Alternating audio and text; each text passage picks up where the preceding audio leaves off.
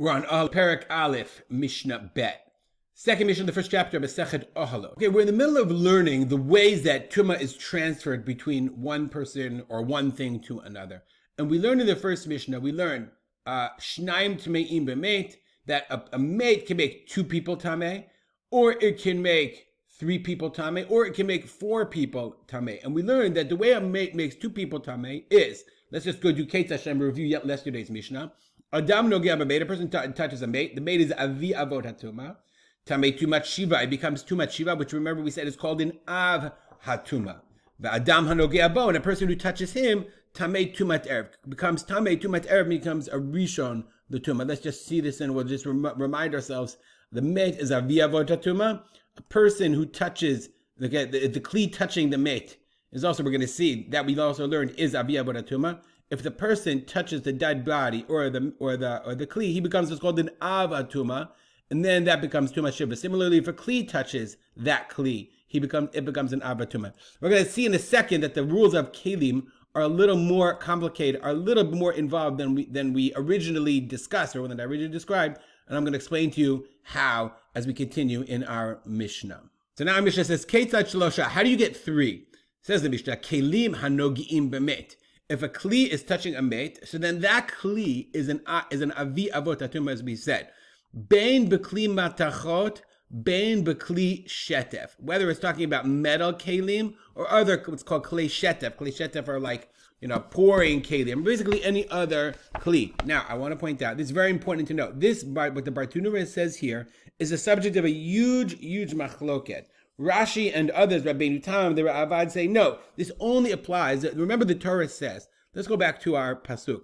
It says, Bachal al cherev o basadeh. I think I have it here.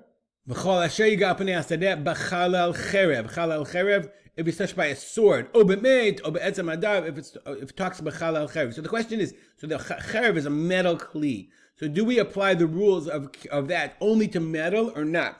Rashi and others say, only matechet, like a cherev.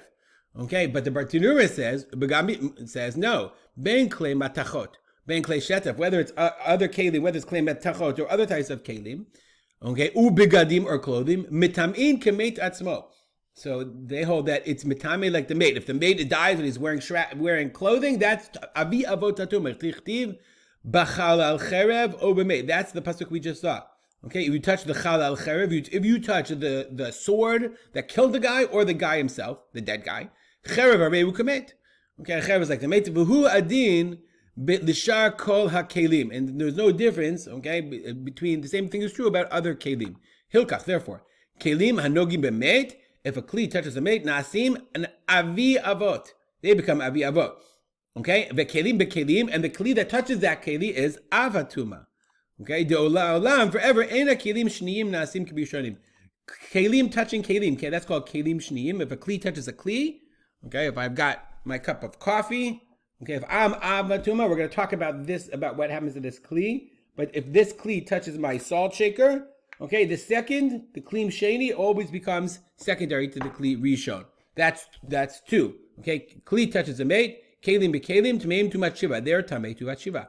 Hashlishi.